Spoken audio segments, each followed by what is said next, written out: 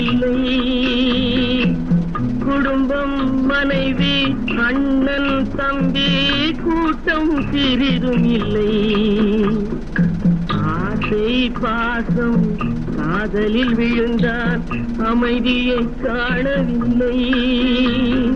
அலைந்தான் தவித்தான் துடித்தான் மடிந்தான் யாருக்கும் லாபம் இல்லை. படைத்தானே